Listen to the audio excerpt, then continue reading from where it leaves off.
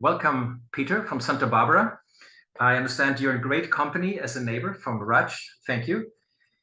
And let me quickly give a couple lines on Peter. So those that don't know, and the name is a little bit telling, he's originally German. I understand he lives in California. I know he lives in California, but I don't know how long, maybe 20, maybe 25 years, a lot of time. You're fairly Americanized. And I will spare you the question how bad it felt when Germany got eliminated, if you have still a little German football passion or not. He's here because he's the founder of the Conscious Business Institute. And in that function, he's a true conscious thought leader, which is what we like to interview here. Now, he didn't do this always. He was a principal of a global private equity and venture capital company. I'll spare the names, but they were pretty sizable. So he spent a good amount of his life as a venture capitalist, if I may say so. And before founding Conscious Business Institute, something like 15 years ago. And he's active outside of the Conscious Business Institute. He's a fellow of the World Business Academy and a member of the Evolutionary Leaders Circle. There's a quote he provided on what moves him. And there's a reason why I share that, because that's the first question I'm going to ask him. I was very intrigued by the quote. He said, "What moves him? I deeply believe that the most impactful gift we can give to someone is to see them at the level of their soul." And I found that so touching that my first question actually is, how do you do that? See people at their soul? You're going right in. Well, first of all, thanks so much for having me, and super nice to see all of you and so many familiar faces here. How do you see people on the level of their soul? It was one of my cathartic moments in my life when I sat in front of my mentor, who's become my mentor and dear friend, Rob. That was about 20 years ago, 25 years ago, actually. I sat in front of him, he didn't know me, and for 3 hours he told me who I was, who my family was, why my parents had conflicts, how my sisters ticked, how my wife ticks, why we had conflicts. He didn't see me, he saw my soul. He saw who I was meant to be during this lifetime. And it was such a profound moment in my life because by seeing me, it allowed me to be that and allowed me to step into that. But I realized it was the most profound gift we can give to anyone if we can actually do that. And so when we go into our programs, it's one of the things that we do is that we bring him in or other people who are able to do that, where we allow people to understand who they are really here to be during this lifetime, who their soul is, what their soul's expression is, what their purpose is, what their magic is that they're here to bring into the world, and just what kind of personality they're here to be. And when that happens, magic happens because we expand into a space that we feel is there all along, but which we weren't quite able to access before. Beautiful. There's a specific reason, which we'll come back to later, why the term soul triggered a memory in me, because we talked about that with in a prior dialogue with Peter Blom, the co-founder and long-term CEO of Triodos International, and he spoke to the soul of companies. And it was intriguing that you use the same word. We'll probe on that later. Let's start head on. We titled this dialogue, Building Experience from Working Conscious Business Projects for 15 years. Now, you do that indeed for 15 years and probably started doing it a bit earlier. And my quick question is very simple and big. What have you learned in those 15 years about conscious businesses? What is a quintessence of this is what makes them tick, this is what works? Yeah. What have I learned? I mean, it's probably an hour is too short to cover that, but let me just pick on a few things that come to mind. The first thing, and we can dive into that a little bit more in depth, is that we have, or it came to me in another meditation, that there's an approach which we use, which makes a conscious business in our mind. I asked the question, what really differentiates a normal organization from a conscious business? And this is the approach that we are taking into the world, in the Conscious Business Institute. But a couple of things that I learned is the first one is that it requires both consciousness and competence. So when we work with organization, that's the first thing that I would like to mention is that, of course, we build developing the consciousness of the leaders, but they also require a different competence. So I think we need to bridge both things, that consciousness is not enough and competence is not enough, but we need to build a bridge between consciousness and competence. That's one thing that I've learned. The second thing that I've learned doing projects for 15 years, and we've actually founded the Institute 20 years ago, so there was 5 years of building it up. The second thing is that we always need somebody who's able to carry the project inside an organization, a leader that believes in it, that gets it, and then is able to hold the space and carry the project forward as we move through our programs. If we don't have that, people turn to their leadership and say, oh my God, what's happening here? I'm not able to bring this into my organization. I'm afraid I might turn back to old ways. So when we do projects, we always look for that leadership personality that's able to carry that. And the third thing is that I've come to recognize that it is not enough to work with the leaders, because the leaders might be able to initiate some change. But if we look at systemic change that happened in history, it usually came from the bottom or from people at every level in society. And oftentimes not from the leaders, because they have gotten there with their existing ways and it's far too scary for them to change their success level. So we expect much of the change to happen from the edges, actually. And that's why we're developing the system which is able to touch everyone inside an organization. Because ultimately, I believe that everyone needs to have this transformational change in order to follow the leaders into another theater of thinking. They need to be able to get off the screen and go into the theater and follow the leaders. If they think they're the movie, the employees, then they're not able to follow. So our purpose really is to create a system that can literally touch everyone inside an organization, whether it's 5 people, 10 people, 100, or 10,000. You mentioned a very interesting term just now in the second key learning.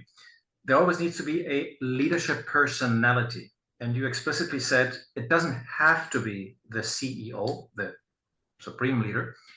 And I'm interested, what are specific characteristics? I think I get it, but I would like to be explicit.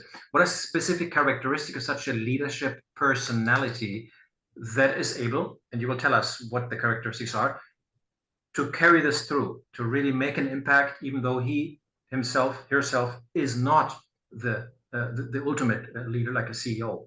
What are your observations on what kind of people, what kind of traits are needed in these kind of leadership personalities? A few things pop to mind. The first thing is that they get it. Okay. You know, when we speak to leaders or to people inside of organizations about conscious business, it's like explaining how an orange tastes. You can't explain that unless you bite into an orange. You don't have that experience. Okay. So when we speak about conscious business, people oftentimes don't get the power that conscious business really can have on themselves or their organization. They think, oh, I get it, but oftentimes they don't. So if a leader gets it, they have gone their own path, they've done their own experience, they've actually bitten into the orange, and they know the power of these approaches that we can bring to them. So that's the first thing. So second thing is that they need to be believers and say, okay, we can actually do this inside an organization and I'm going to stand for this. So this brings me to the third thing, is that they have the spine and the capacity, but also the title probably is necessary at some point in time where they can stand for this, and where they have the spine and the inner capacity to say, you know, it might be a little bumps in the roads as we move through these programs. Yeah. There might be pushbacks, there might be challenges, and we're still going to do this because we believe in this. This is the thing that we're going to do. Great, very insightful. You call your institute Conscious Business Institute, and we're not looking for a perfect definition. I think people that here are aware there is none. Still, give us your key features as indicators of what makes a conscious business. I want to go 2 ways here. The first one is that when we explain conscious business, it's really, there's not a conscious business. There are conscious leaders inside a business, which then creates another consciousness inside the entity. So when we look at a conscious business, what we look at, what we define that as internally is really individuals who have the consciousness and the awareness and the take the responsibility for their actions on themselves, on the environment around them, and on the global environment. So what's the ripple effect of my behaviors? How am I behaving right now? What's my state of being? What's my behavior that I carry into the world? And what's the ripple effect? So if you look at the Native American traditions of looking 7 generations ahead, there might be something in there. Yeah, to make it more practical, when we speak with organizations, we don't really talk about conscious business oftentimes. Like when we speak with BMW, we show them our approach and say, if your company would be run according to this approach, how would that look like? And they, oh my God, people wouldn't leave. They would love it. So I believe it is very important to break this high, cloudy concept down into something concrete that business people can say, if this happens in my organization, I would say, wow, this would really make a difference. And lastly, maybe if we speak with leaders and they say, you know, what is really conscious business, and tell me about it, we oftentimes don't explain it, but go the opposite way and say, ask yourself, what is an unconscious business? How would your business look like if you were unconscious, if your people operated unconsciously, if your teams were unconsciously? And obviously, very quickly, you come to a long list of breakdowns and conflicts and all those kind of things. So it becomes a no-brainer to say, okay, now let's look at how we can create a more conscious organization. I mean, it's obvious. I'm going to ask you. Spoke about the method, your approach, and I know you're very proud of it. This is not a pitch. This is not a training. But in essence, if a leader asks you, so what do you do? What is the magic sauce of your approach? What does it consist of? Our approach is similar to the conscious capitalism approach with the 4 quadrants of the conscious capitalism. We have our own 4 quadrants, which is basically the self. Now, if we, and you can just ask yourself as you move along here, if you worked in an organization where you could be yourself, where you could be authentic, where you don't need to wear masks, where you are in your authentic power, as we call it, where you're not operating from fear, how would that feel? So this drives up the consciousness inside of people as we bring them into that space. The second quadrant is then how if we connect to people genuinely, if we create genuine connections, because we all want to connect genuinely in our lives. It's a deep human need that we have. If we build teams where actually people are able to have those kind of deeper connections, how would that feel? The third bottom left in our 4-quadrant model is making a difference and having a purpose-driven culture. So ask yourself, if you could work for an organization that has a purpose where you can make a positive dent in the world, how would that feel? And lastly, the 4th quadrant is making money and being financially sustained, which is the normal business side of it. So if these 4 quadrants are fulfilled, then there's really no reason why people would leave the organization, because it fulfills our deeper human need. Business is not about business, it's about fulfilling our deeper human needs. And so if we can fulfill those, there's really no need why people would want to leave. Yeah. And so the 5th model, the 5th element of that is the leadership circle around that, the conscious leadership circle that makes everything happen. Okay.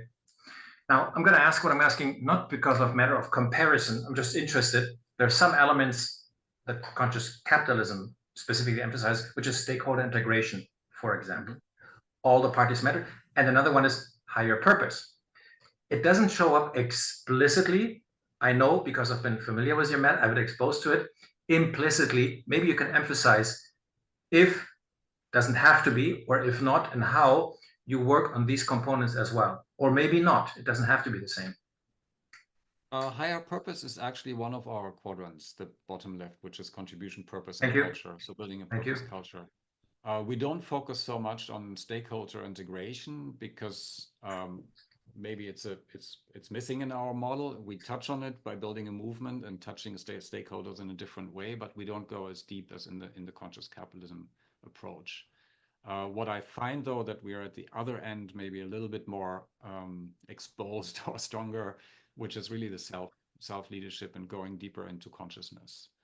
So I think we're currently mapping it with a couple of people inside the conscious capitalism field, our approach in the conscious capitalism field, where are the overlaps, where do we fit, what can be augmented, and where can we maybe play together in a way that makes it a little bit more whole. Yeah, that's fine. And again, my question never meant to compare. It was just interesting where you cover these aspects and how you cover them, and no approach is equal. I remember there's a lot of emphasis on self-development, finding yourself, finding who you really are meant to be. These are words that you used when you had your kind of key meeting with that person. How available, how ready did you find leaders to walk that inner journey? By the way, Peter, I'm asked to ask you if you could speak louder. Thank you. Oh, okay. Let me move a little closer to the mic here. Is this better? I think so for myself, so I guess for everybody else too. All right, sorry about that.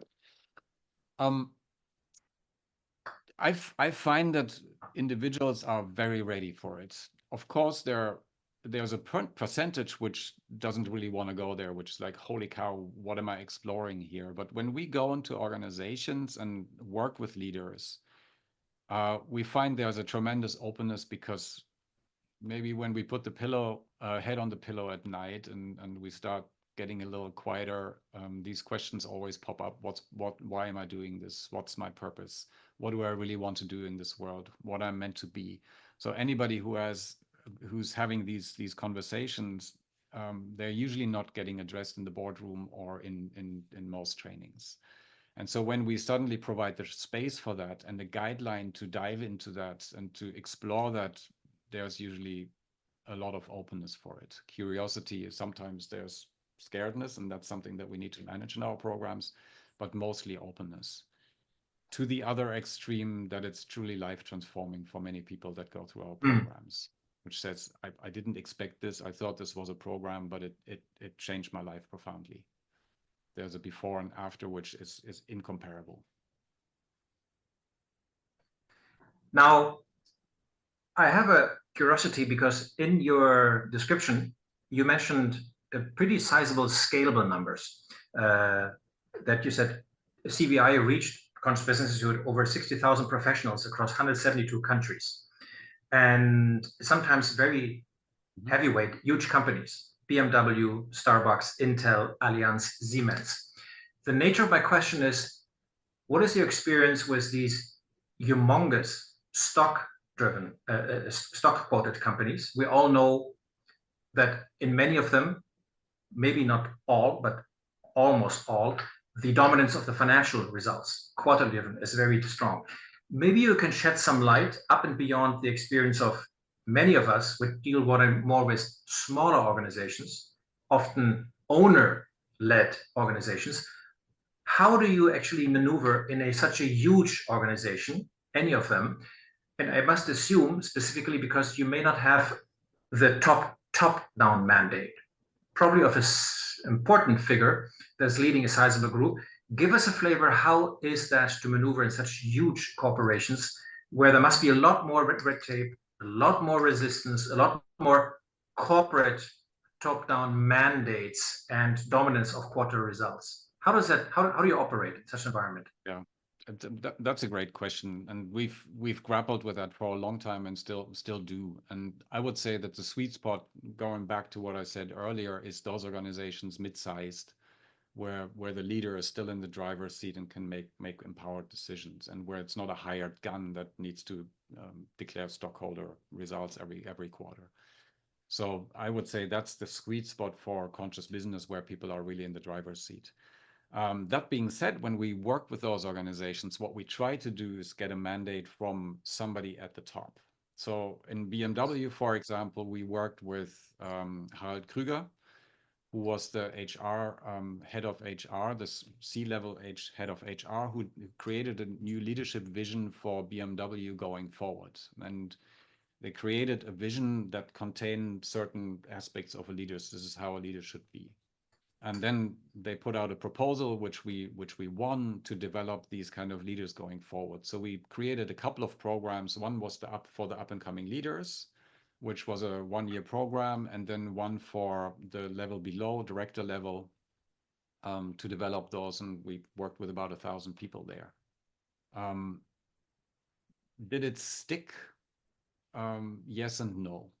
Because Harald Krüger became the CEO, and then he was exchanged for another person, and this person right now is leading BMW in another way.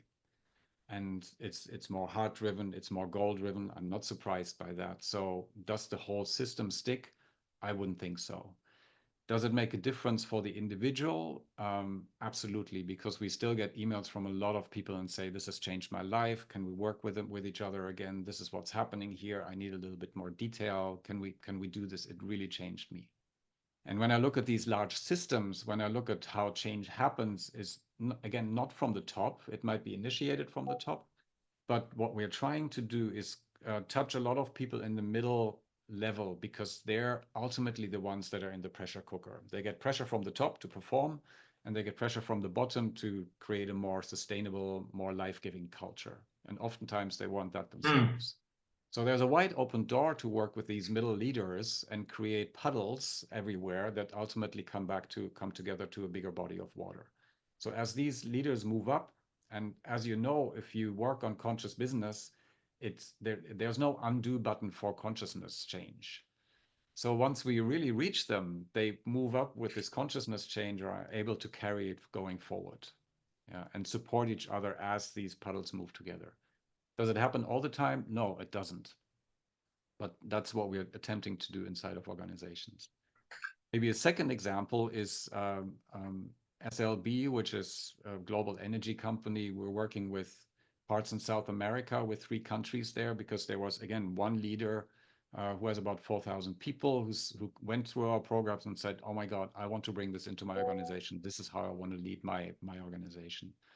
And so now we're in there with several programs. I've done keynote speeches down there. It's working really well. But again, I would say it's a closed system within a larger organization. And the question now becomes, obviously, can it work upstream?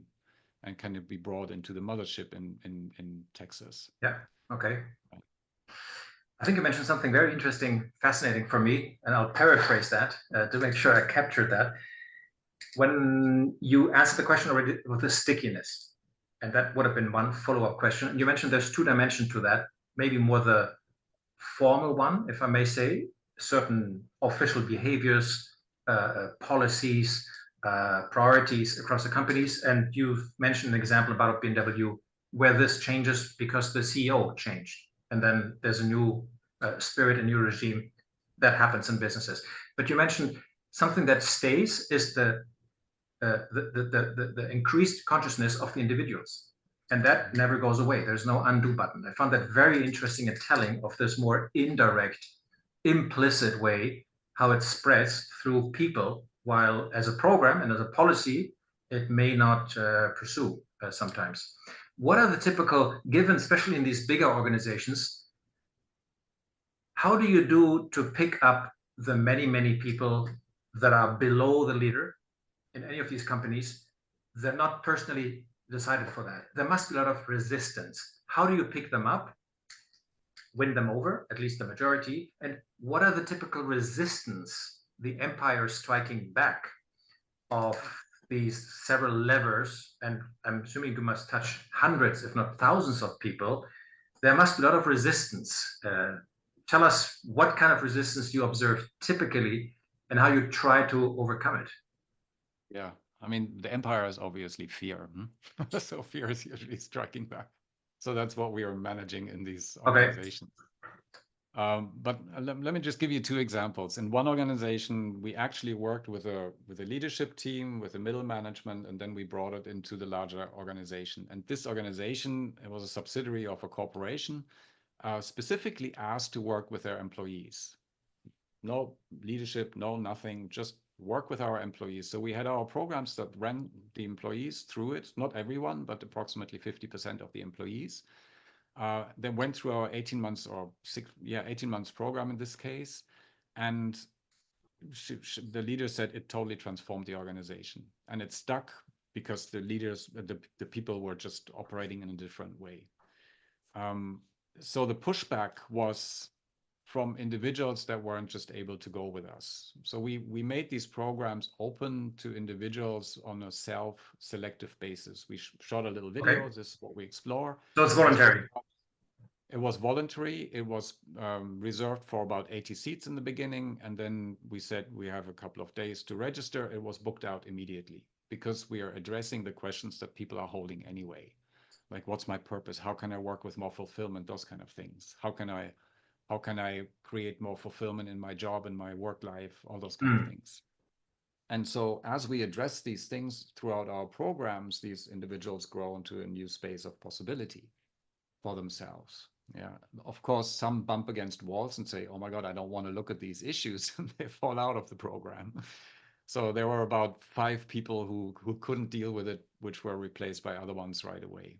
But the majority stayed. And this is my experience, that if we really work with individuals in these approaches, there is such a pull, such a need. I mean, look at the disengagement rates. If we speak to the issues that people are holding, my God, it's just being sucked into an open door. Yeah. The second question is then, okay, what if the empire strikes back? Meaning, what if these individuals then get confronted with the old ways of push, push, push, and need to do more, and can it sit inside an organization? So it's very important for us to not just work with the individuals, but also touch the leaders and make them aware, to create an environment that creates the safety, where we can just try things out in a different way. Yeah, and wherever things break down, and we had breakdowns in organizations where leadership turned over, for example, where the investors came in and struck some things out, it's always going back to profits, margins, not enough, push more, going back to the old ways. Yeah, so the fear that it just doesn't hold, right? Are you using any, and I know any metric, any KPI will only be a proxy, that's clear. But do you offer any proxies, or what are good examples of companies that said, well, let's proxy how we measure this as good as we can. It's a crush, maybe. Any good examples of what companies use to measure, yes, we're on the right track. Yes, this is working for us. Yeah, that's why we've developed this entire system, because the programs itself are nice and dandy. They do their work. We know that. But what we want to do is create a measurable, scalable, replicable system so that individuals can manage the soft side of the business. It's like an SAP system. We know exactly how much is in the bank, how many people we employ, but we have no clue what people really think and feel inside an organization. Whether the culture is this way or whether the culture sucks. We get a feel, but we don't have the measurable approach. So what we want to create, or what we are creating now, is we have our Unify culture and leadership assessment, which basically measures exactly where an organization stands in those quadrants in our approach. So a leader inside an organization and the executives get their own dashboard in terms of, where does my team stand? Where does my organization stand? And we can measure that on a continuous basis, so that we know what needs to happen. Based on that, we can come in with some interventions and say, okay, let's fix that. And then once we know what gets fixed, we can scale it out into the organization through our online programs, through our AI-based coach in the pocket, and those kind of things. So the idea is to create a self-learning, self-guiding system where organizations just know exactly where they stand and know exactly what they need to do in order to improve. Okay. I have an interesting question from Morgane West, and I'm going to try to summarize it a bit different. She says, as a conscious entrepreneur coach, I support solo entrepreneurs in creating conscious businesses. And what she faced is that the challenges of the pillars are money and financial stability. And the point here is the following: having to choose unaligned clients, unaligned partnerships, and I may assume even unaligned employees that have high competence, but maybe not the soul. And she says she's working a lot on helping people to align those, because once they are aligned, now you didn't go there yet. We know that in some cases, conscious business implies certain customers are not proper for you. They are not aligned. Certain financial providers who give you money are not aligned. Certainly certain employees or providers. How much do you operate in the system trying to find alignment of the system beyond the actual enterprise, on creating like an ecosystem that is very similar to stakeholder integration? Have you touched on that? How relevant do you think that is? Yeah, the alignment is super important. And again, if we had one company in Switzerland that was very interested, we took the entire company through our approach, through our program, but they had two investors which didn't carry it. And as soon as something happened, the CEO was ousted and Mm, everything was turned around and it broke down. You know, some people still carry it, and we still worked with the organization because something stuck, but not to the extent that I wished it would have. So again, alignment of the system is super important. To your question, Morgan, it's the most common issue that people fall back to this lower right quadrant, which I mentioned earlier, which is all about securing profits and margins and going back to financials because it's our survival mechanism. We've been trained in our lives that if we don't have money, we'll fail. And of course, an organization does that. But that's the thing that holds us, any company, any leader, and the world back from transitioning to conscious capitalism or conscious business, because we fall back into, oh my God, I'm losing my money here. I'm losing my clients, and I have to take this client in order to survive. And it takes courage and it takes real conviction and a strength in order to say no to that client, even when you might need it. And I encourage you to talk to Tim, who's on this call here, because he's done that in a critical situation and said, no, I'm not going to take that client. It's a very, very touching story that he has around this. indeed. Thanks. I'm going to ask actually another question from Morgan, which I find very interesting too. And I'm going to paraphrase here and combine it with one item that you emphasize a lot, rightly so, scale. And we talked about large companies, which is not the usual target of conscious business transformational interventions. Again, often we talk about smaller companies, owner-led companies, where the top guy is a believer, has some practice, and then actually he allows the company to go on that transformational journey. So the question specifically is about purpose, but I could add the same around culture.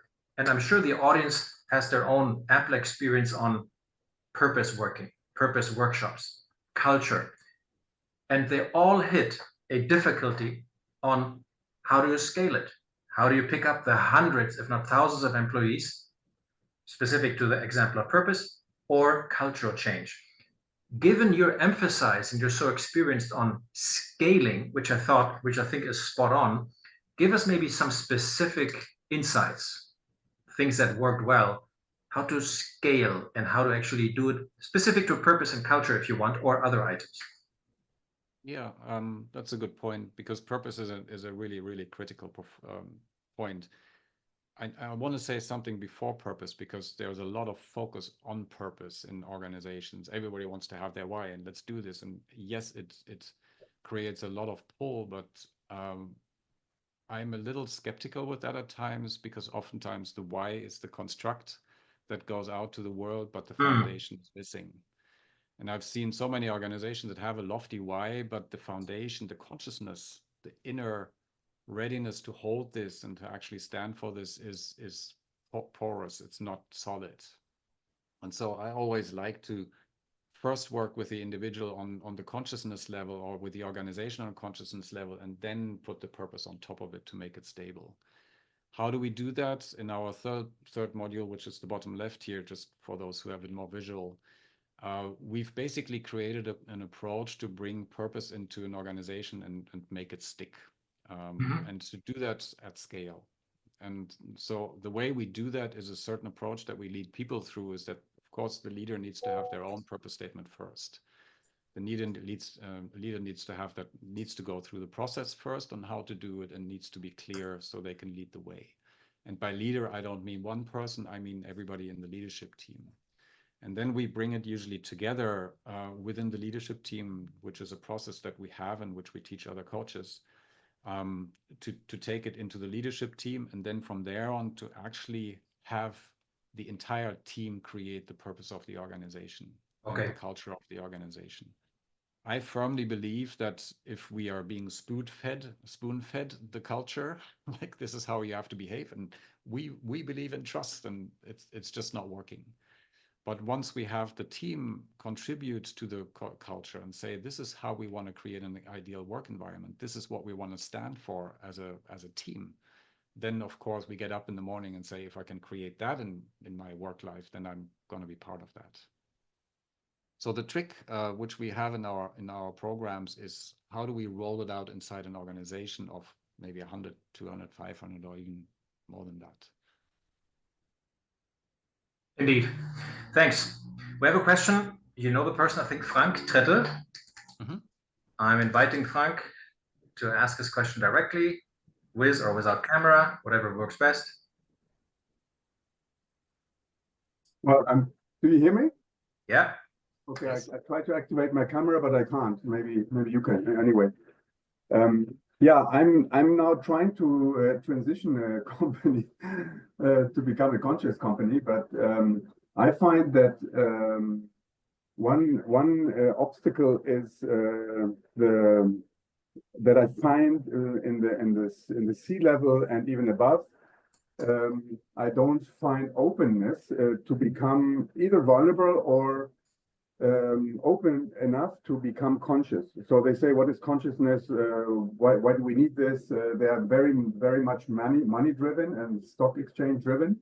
So this consciousness is also quite an interior and personal issue. Yeah. So they are trained not to let too much into them from the business environment. So my question, so I'm a bit desperate there because as part of the team, I can't really force or motivate anybody to become conscious, yeah, and or lead sounds better. But what would you or how do you deal with these situations? Because I think this is not this is a general situation on the C level, or even on the supervisory board. Okay, let me quickly paraphrase to make sure everybody is on the same. So Frank is a leader of an organization. He is very much on board. He both has the belief as well as the knowledge of it. He knows how orange tastes, to Peter's words, but his leaders are not following and are not willing to embrace basically the transformational approach. Peter, what are your experiences? It brings me back to my first marriage. I'm not sure what pops up. Interesting comparison. Where my first wife, she says, she gave me these books and say, read this. And I turned to her and said, I'm not spiritual. Oh, of course, eventually she left the book there and I picked it up and things happened from that onwards. So the more you speak about consciousness, the more there might be a pushback from them because they're like, we don't want to hear about this anymore. So it's a tricky situation that you're in. The first recommendation that I would have is don't do it yourself, because you have a certain position to fulfill, and it's very difficult from your position to bring it into the entire organization because you're set as one particular person in their perception. So I would always bring somebody else in who can facilitate that with you. The second thing is, I wouldn't talk about consciousness or building a conscious business. I would create something with them where we speak about what's the ideal organization that we can build. So we're here as leaders to touch and inspire others. That's our job. So how can we touch and inspire your board, your co-leaders, where they say, oh my God, if we can build that kind of an organization, that would freaking be awesome. Yeah, and we wouldn't even need to speak about consciousness or anything else because everything else goes back to consciousness anyway. It's a workshop that we usually do where we bring them together and really give the space of, let's step back. Let's think about what's the ideal culture that we're here to create. What's the ideal company that we create? What are the elements? And when you do that, you will find that we all want the same. If we leave the space of money, and we have to survive and go into a bigger space, we all want the same as individuals. Yeah, we all want to create trust. We all want to be inspired. We all want to connect. We all want to fully express. We all want to thrive. So you can come around these principles that you get together and say, okay, how do we get there? And soon enough, you'll have something that'll expand consciousness. That being said, some people, and there's an assessment that we do with individuals or with organizations, might not be able to come along. because they're just not the personality type. They're fully goal-driven, and it's something to be played with. You know, how do we take these individuals along? What do we provide for those guys? Does that help at all, Frank?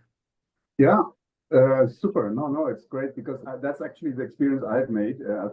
I can't do it myself. I can't do, let's say, the two opposite roles, you know, of the tangibles and results, and on the same time of the good guy, the nice guy, happy guy. And the people don't check it, don't understand it, and I think what you are saying is much more worth to start from from a togetherness in dreaming and opening the minds into what, starting from my own wishes and dreams or whatever, but to facilitate by somebody else. Yeah, I just have to find this person. Yeah. Well, happy to help you with that. Find somebody with you together, you know. Yeah. Okay. Thank you very much. As a gentle invitation, we opened the cameras. I don't know about you. Anybody is free, and you may not be in a situation to open it. I understand, but I think some of us enjoy seeing some faces. So feel free to open the camera, and feel free to raise your arm, and then we open questions in the forum right away. While we do that, and you come online, this is great. Thank you, and you raise your virtual, your digital arm, and then go ahead with the question. Let me quickly follow up on one thing you said, Peter, in a nutshell. You talked about the many who actually are desperate, are really aiming to do good and to have their soul being seen. Do you believe this is really widespread? And my main question is, if that is so, and I personally believe the same, what really holds so many leaders back to start that journey? There are two questions in there. I believe it's a tremendous amount of people, and it's only growing. You know, if we look at, we have this color assessment, and according, like, violets are the visionary leaders that started with Martin Luther King, Gandhi, Nelson Mandela, which are here the change makers in the world. And of course, when the violet age began in the 60s, many of them were killed or incarcerated because it was too scary. Now, if you look at the children, 80%, 85% of the children that are being born have violet in their colors, in their personality colors.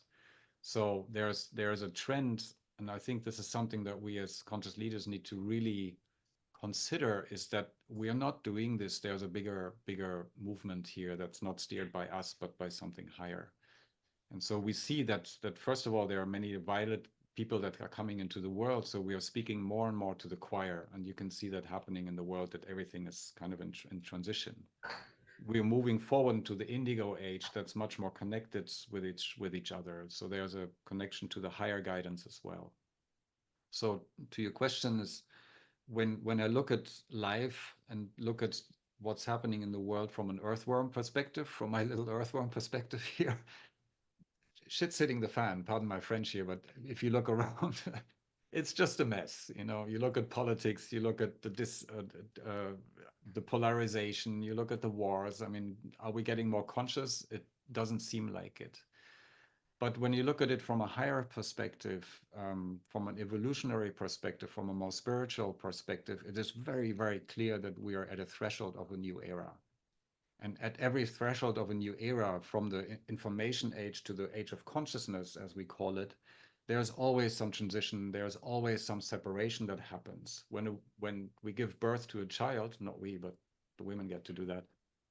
When they give birth to a child, the first thing is separation of the egg. So there's always separation. There's always conflict as we move through these eras. And we can, if we look at the bigger brush stroke here, there is a trend towards more coming together and more consciousness. It wants to happen. You can feel that. And I think for all of us, this is when we work with organizations, this is very, very important to maintain, because if you fall back into the earthworm reality, it doesn't look good. And that's exactly when we fall back into these fear-based patterns. Thanks. Very interesting. Any virtual hand? And help me here if I overlook it. I don't see any for now. then let me go circle back to the topic of soul. I mentioned Peter Blom, who in an interview, being the co-founder, long-term CEO of Triodos International, he spoke to Triodos International as an example of a company with a soul. And I found it very telling because it was more intimate, more untouchable than the idea of a purpose or a culture. And he talked about specific meetings they do at Triodos where they speak to each other and confirm and basically feel it's about the personal experience, the direct experience, being together as a group of employees, the soul of the company. So I want to ask you, because you're so much about connecting to others at a soul level, does that play a role? Have you noticed soul of the people? I don't mean in an esoteric way, in an abstract way of a company, but does it actually play a role to say, oh, you really need to experience and be in touch of the soul of a company? This is when you really got it. How does that resonate with you? It resonates quite strongly because there's a big difference between looking at purpose and culture and then soul. And when you feel into that, when I feel into it, when I look at purpose and culture, it's man-made. We get to make this up and we work on this and we create a purpose and we go out and change the world and all those kind of things. When we speak about soul, we touch to a higher level. You know, there's something that's more etherical about it. It's more spiritual, maybe. Yeah. So if you have a soulful relationship, there's something that's just special. There's a different resonance there. And it's actually what we want to create inside of organizations. We just had the retreat, as you know, the Conscious Business retreat outside of Barcelona. And it was just a soulful gathering because people were there on a soul level. And when we go there, it's just an absolute magic that happens. It's a space that we all long to be in, whether it's in our personal relationships, whether it's in the work world, but it oftentimes seems unreachable, you know, unless we actually create the space to get there. So when we are actually able to touch the soul of an organization, which we of course try to do in our workshops at some point in time, a completely new level of possibility opens up because the mind goes back. It's not about doing. We need to create a purpose. We need to create this. We need to do this. We need to do that. But we're able to relax into something where maybe spirit can come through and create much more than what we thought was possible. There's always another room of possibility that opens up when we do that. Thanks for sharing that. Well, I'm not here to promote anything, but I thought it's interesting that you can enter into Peter's thinking and mindset by reading his book, Plan B.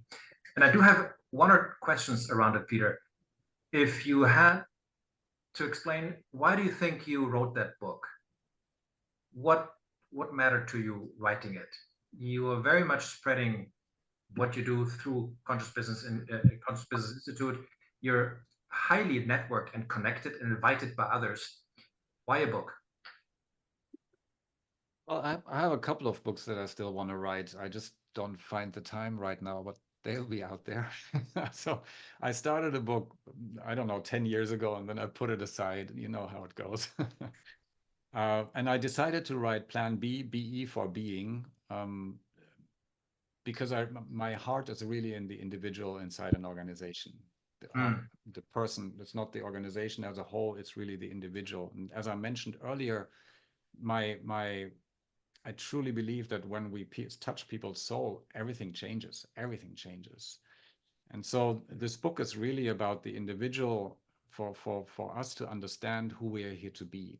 And that the model of success that we've been taught in our world is actually the reason for our suffering, for all our suffering that we are experiencing in our world, all our frustrations. And that there are a few people that I know who live by a different model of success, which are in the flow of life, which are just expanding, and it seems like effortless to these individuals. And they live by a completely different model altogether, whether they know it or not. And so this book is really about who we're here to be, to understand our inner power, our authenticity, and how we can bring this into the world so that life just becomes more of a flow. And then, of course, how do we bring it into the work world? How could we create a business around that? Thank you. So I'll put the link in there just in case you guys are interested. Yeah, please do that.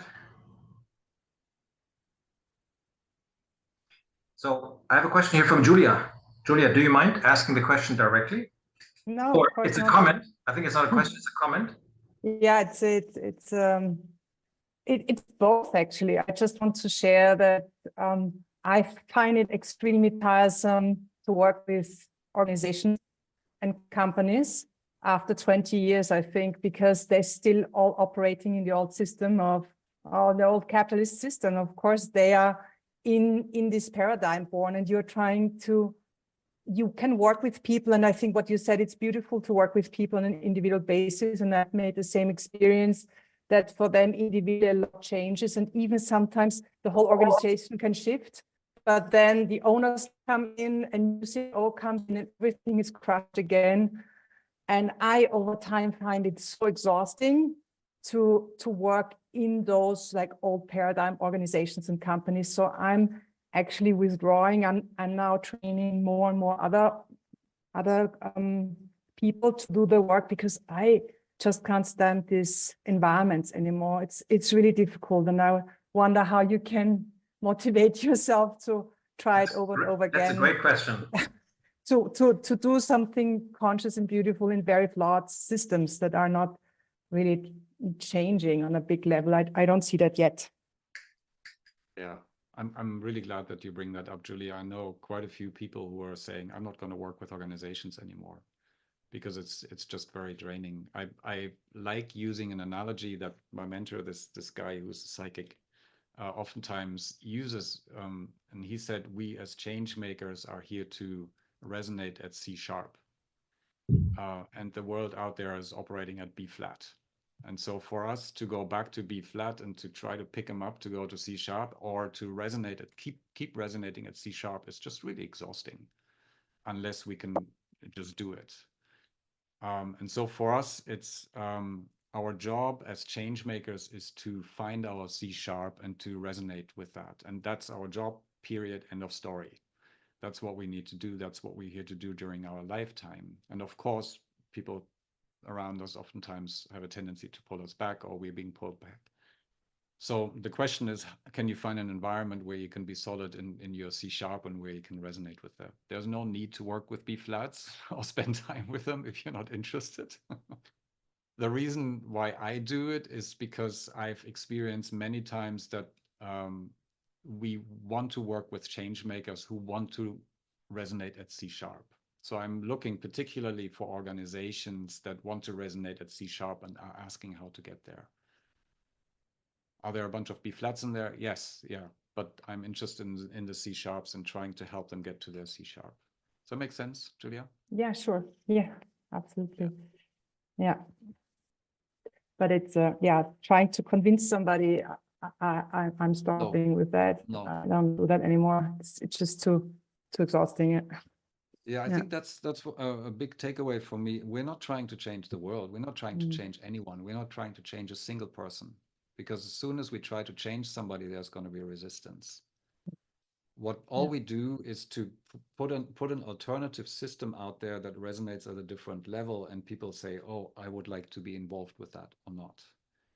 Yeah, we really focus on not trying to change anyone.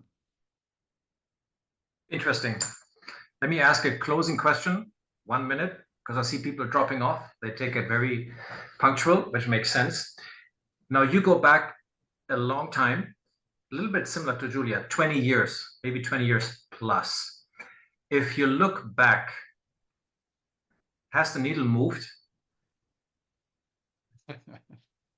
for the economy overall? I know it's a very broad and generic question, but do you see things really evolving in the economy, given all the different movements, conscious capitalism being one?